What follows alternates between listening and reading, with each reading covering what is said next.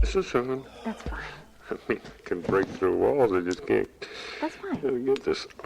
Greetings, Starfighter. You have been recruited by the Star League to defend the frontier against Sur and the Kodan Armada. Yeah. Get ready, prepare for blast off. Honey! Where's my super suit? Where is my super suit? You tell me when I sue this woman, we are talking about the greater good. Don't go there! I live there. I bought a house there. I'm gonna take you there! To boldly go where no one has gone before. And remember, have fun with it. Hello, everybody. Hi. How are you? Welcome to Project Shadow. Yeah, I really hate starting these episodes like this. I really do. But there's so much going on right now. And for today's episode, I just wondered, can we just talk? Seems like a weird thing to say because, you know, you can't really say no. Well, you can stop listening and all that. But yeah, I just want to talk. I've been trying to bring the podcast back for a while now, and it's been coming in fits and starts. And a lot of the problem is me. And what I mean by that is I've been spending a lot of time writing. I'm working on a new book and series. The book is called Dragon in the Snow. You can find it at ashdancer.com. I'm posting drafts, and I heavily emphasize drafts as each chapter gets finished because I decided to do that this time. And I'm really enjoying some of the feedback that I've been getting on that. And this book has been just eating my life. And it's been eating my life in a very good way. I've been producing a lot of art. I've been writing like crazy. I've been writing backstory. I've been writing, explainers. The world has just been blossoming in a way that I've never really had a story develop before. And I'm really enjoying it. Now, you take that and you mix it with the fact that I'm not really a fan of the world right now. And it makes it really hard to do a podcast. And I've thought about doing a lot of different things, like maybe switching to a weekly podcast. And in some ways, I kind of have done that. I've been averaging one of these every couple weeks. But I don't like doing a weekly podcast. I like doing a daily podcast. It's a good way for me to kind of, blow the cobwebs out of my brain and have a good conversation with you guys that often continues on social media. So when I take my breaks during the day, we kind of talk about the stuff that we talked about on the podcast, and it's been great. I love that, and I miss that. The problem is I both don't have the time that I used to have to go through and find stories. And I don't have the interest in some ways. And a lot of that has to do with I don't like the way the press has gone. There is a obnoxious hipsterism that has pervaded especially the sci-fi fandom media, and it's even worse in the non-fandom media when they talk about fandom stuff, because they have to prove that they're just so cool, and they're only talking about this weird magic story because they have to. The only real exception to that is, the Marvel movies, sometimes the Star Wars movies. And it gets really frustrating to read. And, it's hard to explain how many sites I used to go through to put together show notes for the show, because I really wanted to find the best information, the most information, and, a lot of it was trying to keep myself up to date. And I just shared the stuff that I found with you guys, and we talked about it. And so here we are. I'm not really doing that much anymore. And I'm not really doing it because the sites that I used to rely on and the tools that I used to rely on have not been providing the best stories. Because everyone wants to make money. And I get that. I want to make money. But everything doesn't have to be a crisis. Everything doesn't have to be worded in such hyperbolic ways.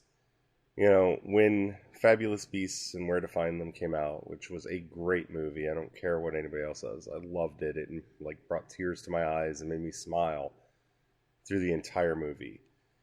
And, you know, you guys know I have very different criteria for judging a film than most people do. But I loved Fabulous Beasts. I loved it, I loved it, I loved it. And of course, immediately you see headlines like, why is J.K. Rowling dead set on destroying Harry Potter? You know, I saw people trying to relate it to the Star Wars prequels. And I think those, well, we've talked about that a lot.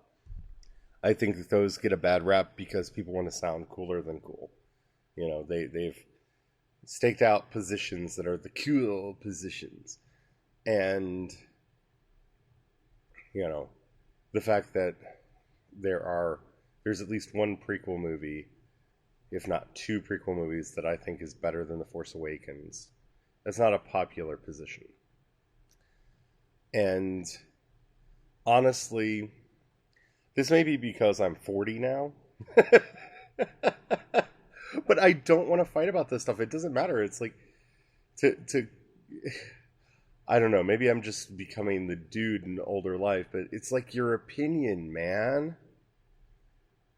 And it is. It's an opinion, and there's no reason to fight over opinions. There's enough to be worked up over in real life.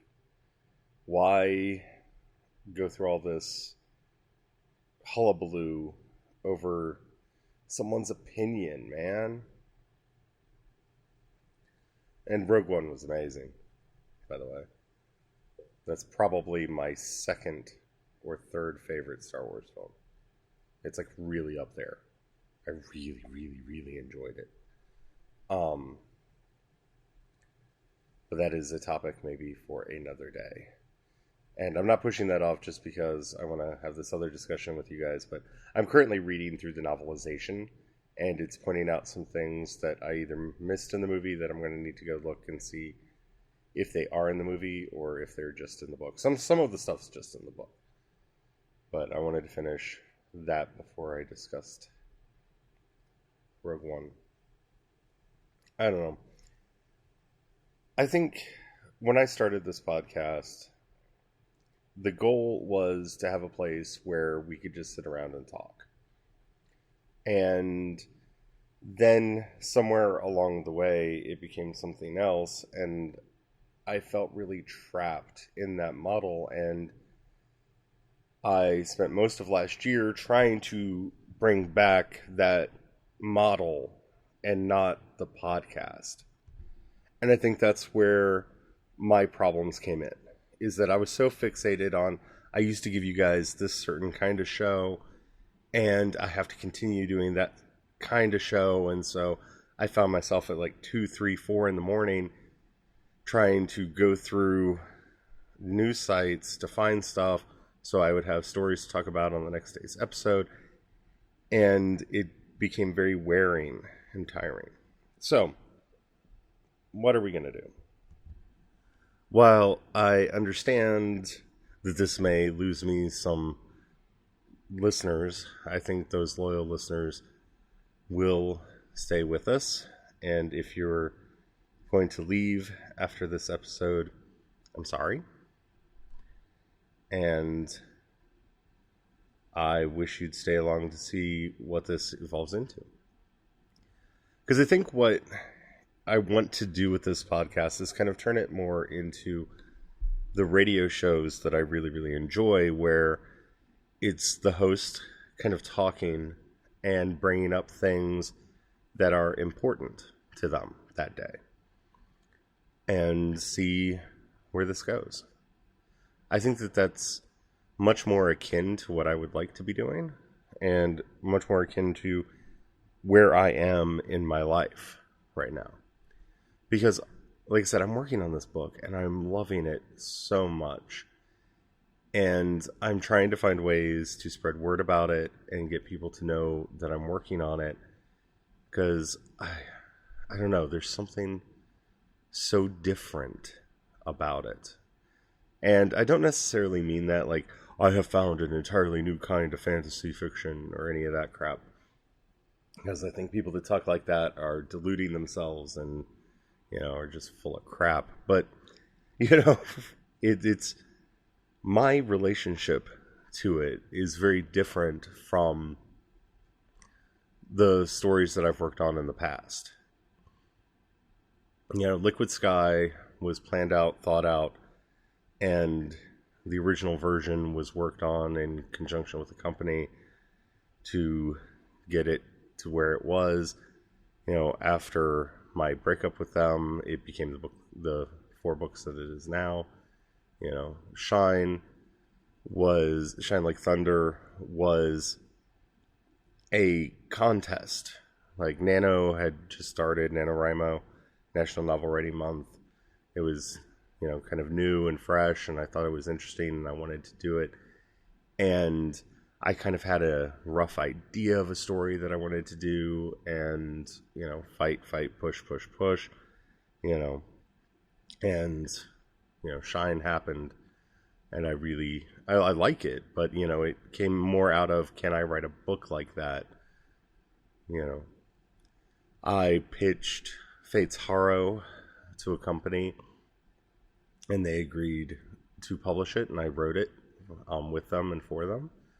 And again, it was just kind of an idea that I had that they liked.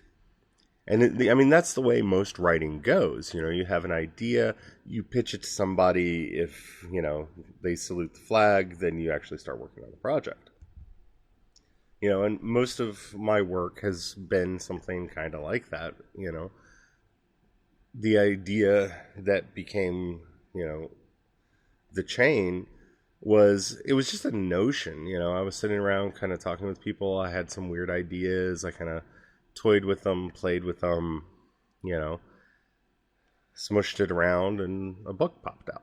It just, I didn't know what it was going to end up looking like. And, it was a fun experience to write. And it was one of the first times I had really written for me. And I had fully intended to start writing the sequel in that series. And, I had set out to write for Nano this year. And that Halloween, I woke up from this weird dream, and I just couldn't shake it, and I couldn't let it go. And I started poking it and prodding it, and I spent all day Halloween kind of teasing at it, see what was there, see if there was any there, because it just wouldn't let me go. I couldn't get it out of my mind, and I've never had that happen before, at least not in that same way. And come midnight, we had some friends over, and I still couldn't get the idea out of my head. It was stuck in there. And I excused myself and went back to my office, and I wrote the first first 1,000 words. And then some. I think I wrote over 1,000 words the first night. And I was amazed. It just flowed. It just popped out. There it was. Story, characters, everything. It was there. And, I've continued working on it, and it keeps opening itself, and it keeps unveiling itself, and it keeps drawing me in. It's like a siren song that's just eating my life right now in such a wonderful way that I look forward to getting up every day and finding out what little thing are we going to do now? What little thing are we going to discuss now? Where are we? And I find that a very different kind of challenge Like, this story really wants to be told, and I was talking to Brian about this yesterday. I feel like I am writing fan fiction for my own story. You know, I spent yesterday, I had this weird idea. I haven't shared it on social media yet, and have been trying to figure out where and when I'm going to do it. My sister says I should turn it into a t-shirt, and I might do that. I've actually been thinking about that.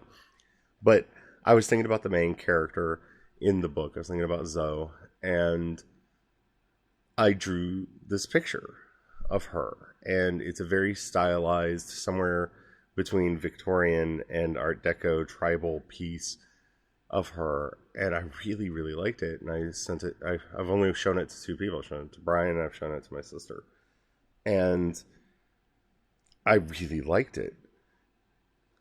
And I'm not saying that like as a pat on my own back. Like, it was a weird experience that it was like when I do fan art of Yoda or something, you know? It felt more like I was doing fan work than I was creating something. And that's what's been amazing to me about working on this project is, you know, everything that I've done up to this point, I could classify as work. You know, I was working. I had a story, I had deadlines, I had this, I had that, and I was working to get it done. I have created so much more art than I've actually posted online so far.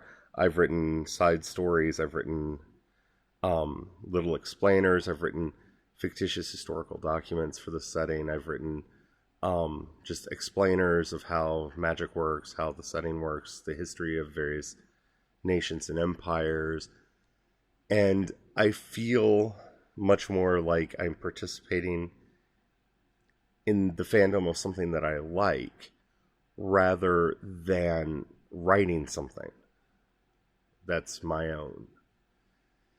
And I know that sounds like a really weird thing to say, but I do. And I love this experience so much. And I'm not wanting to cut it short. I'm not wanting to curtail it. I'm not wanting to put it in a box and, you know, turn it back into the kind of business stuff that I had always, you know, traditionally done.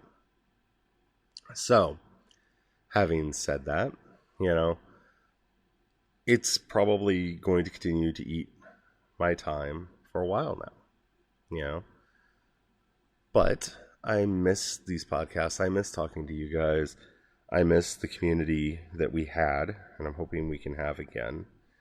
And so, if it's all right with all of you, I'm going to turn these podcasts into more of a conversation. And just kind of talk about whatever it is that's on my mind. With the hopefully, with the exception of politics, because that's the one thing that's made it really hard to move forward, because, you know, I'm watching, you know, the future of my and my husband's rights teeter in the balance right now, and that is a very frightening place to live, you know. And I don't know, maybe I'll talk about the restaurant some every now and then, but, you know, hopefully you guys are okay with that, and we'll see what this evolves into, because I miss what we had. I feel like I'm writing a letter to like a long lost friend, but I'm kind of, in a way, I am. So, first of all, let me know what you think. Go to projectshadow.com. Let me know what you think about that, and we will go on from there. So, what is important to me right now? You know, what's going on right now? Like I said, I've been working on this book. I'm really enjoying it. The first couple chapters are up over at Right On and at Wattpad, and you can find a link to all of that at ashdancer.com. I'm really, like, I can't overestimate how much I'm enjoying this work, and the fact that, you know, it's kind of steampunky, and I've been calling it steampunk because it really feels steampunk to me. I mean, I don't know if others who are really into the genre will agree with that in the end, but I really do feel Like, I found that steampunk story I've been wanting to write for such a long time, and I'm really excited about that. It's really cool. And, you know, I don't know. We'll have to talk about how we want to do discussion about that. But the other thing that I just wanted to mention in brief on this podcast is we started watching Trollhunters on Netflix. And it is definitely a kid's show. I'm going to start with that. This isn't like the Last Airbender or Legend of Korra, where it's kind of an all ages show. It is very, you know, very much intended to have a younger audience. But oh my goodness, Guillermo del Toro is involved in this project, and the voice cast has been astounding. I mean, just, I don't know, I've been laughing so hard. And I think one of the things that you have to talk about first when you talk about a show like this is, you know, the great tragedy of Anton Yelchin. Anton Yelchin, if you're not familiar with him, you're probably most familiar with him with he played Chekhov on the reboot Star Trek movies. He unfortunately died in a freak brake incident. His car ran over him when he went to get the mail. His own car crushed him, and he died. And it's horrible, it's horrific, and it's sad. And I wasn't familiar with a lot of his work, and he does the voice of the lead character Jim Lake Jr. in this series. And like I said, I was not familiar with, you know, his work much past Chekhov, and, you know, I really liked him as Chekhov. And it's kind of a strange thing because this character is so amazing and he's so wonderful. And, you know, part of my fear for the series is they're obviously going to have to recast him for the next, you know, block of episodes, or maybe somewhere during the run of the series. We're only 4 episodes through. I don't know. I've not been able to find out if he had finished all of his voice work this season. Yeah. He's amazing. He's funny. He really captures the character. The basic gist of the story is, you know, Jim is just a regular boy in California, and one day he's running late for school, and he and his friend Toby decide to take a shortcut, and on the shortcut they run into a pile of stones, which unbeknownst to them is the remains of the previous troll hunter. And this amulet calls out to Jim, and Jim picks it up, and the amulet, much in the fashion of the Green Lantern ring, has chosen Jim to be the next troll hunter. And so he then finds himself in this strange world where he is the defender of humanity and the good trolls against the Gum-Gums, which are the bad, evil trolls. And I love saying that, the Gum-Gums. It has everything that you want from a Del Toro story, especially for kids. If you have young children and you want to introduce them to monsters, this is a really good way to get them in, because the good trolls are funny and they're entertaining and they're really, really, really enjoyable. And the bad trolls, are amazing. And the main reason they're so amazing and just so amazing is Bilar, who is the main villain troll, the main bad troll that we have in the series so far, is voiced by, of course, Ron Perlman, because, you know, it's a Guillermo del Toro project. So, of course, we bring, you know, Ron Perlman in.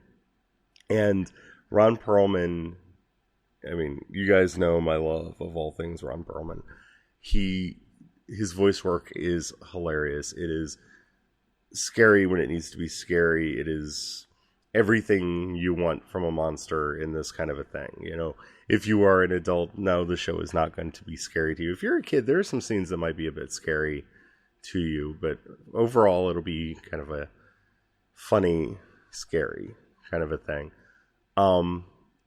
It is DreamWorks at its best. It really feels like it's in line with the How to Train Your Dragon kind of, you know, fantasy stories that they tell. Kelsey Grammer, who I've not seen do a lot here lately, is in the series as well.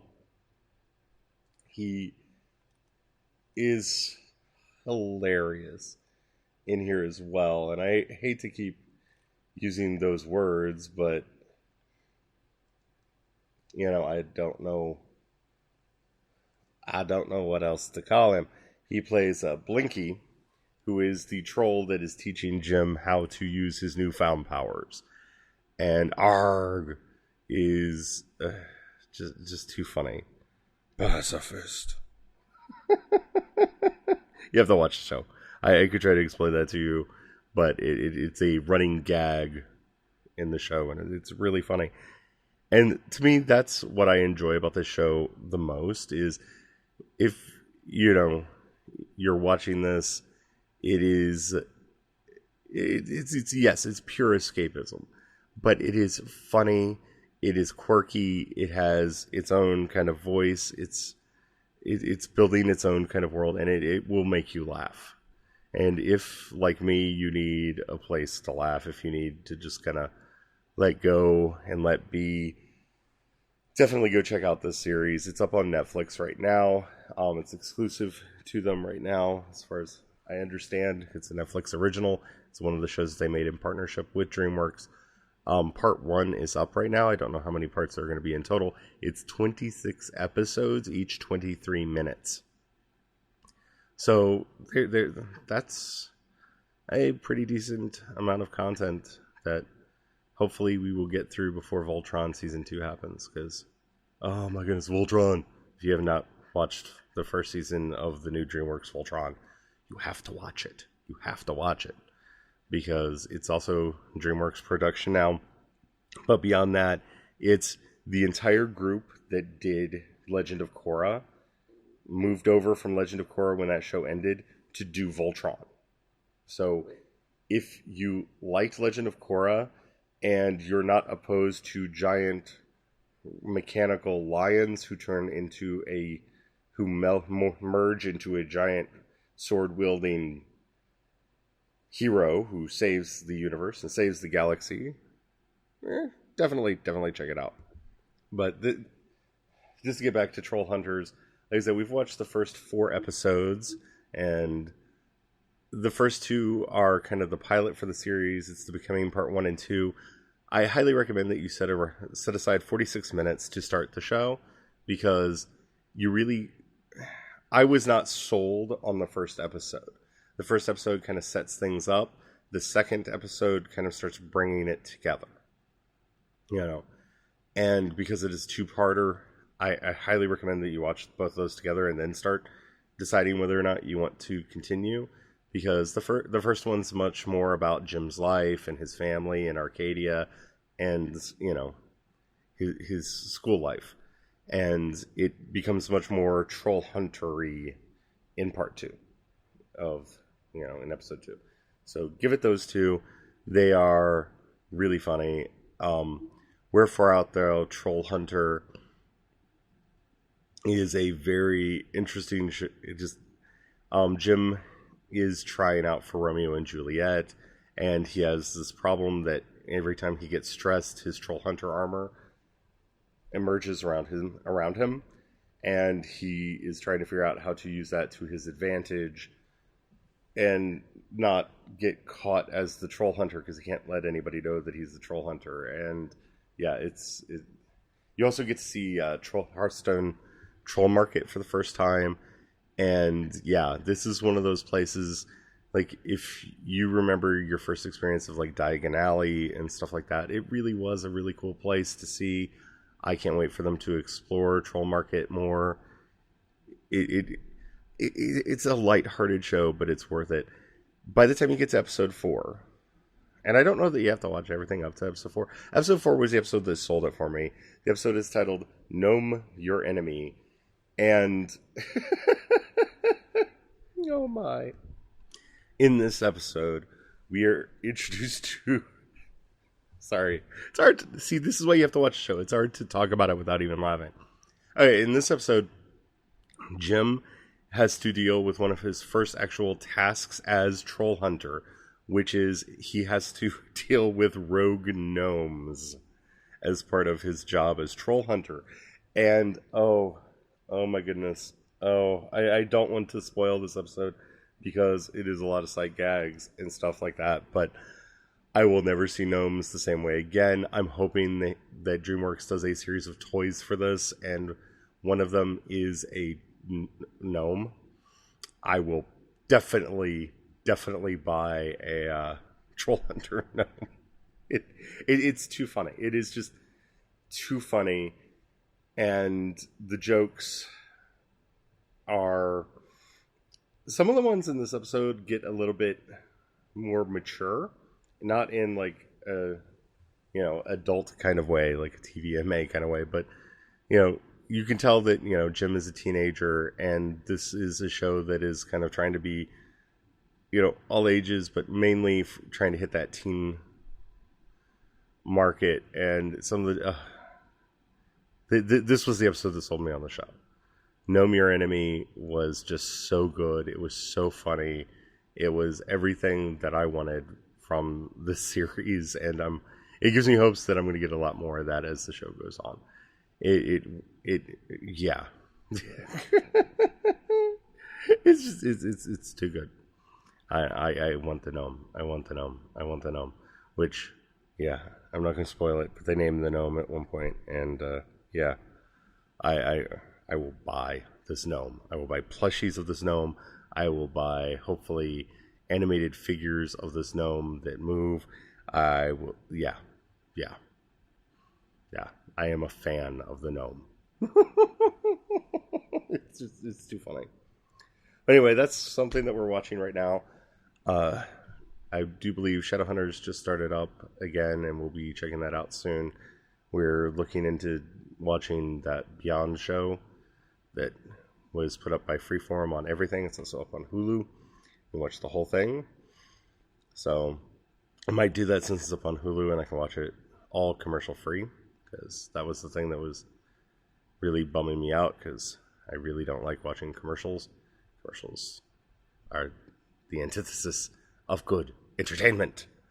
But yeah, if you haven't seen Troll Hunters, definitely check out Troll Hunters. But yeah, I've gone a little bit long for this episode because, I'm mean. But hopefully I will, hear from you guys and be back tomorrow with yet another episode of Project Shadow. Thank you guys so much for your support over the years. I mean, you are my ladies, gentlemen, and all genders in between. You have helped me more than you will ever know, and I thank you so much for that. If you are new to the podcast and, wow, you made it all the way here, I love you, man, woman, whatever you are in between, you're awesome. You can check me out at projectshadow.com. You can check out my new book at ashdancer.com. You can hit me up. I'm CE Dorset on most social media platforms. I don't do Snapchat because I find it boring, but I do an Instagram story. So you can hit me up over at Instagram, Twitter, Facebook. You can find links to all of this over at projectshadow.com. And don't forget to sign up for our mailing list, because sometimes I give away things over there. Alrighty. You guys mean the world to me, and we will talk to you later. And whatever you do, don't forget to have the fun. Alright? Bye.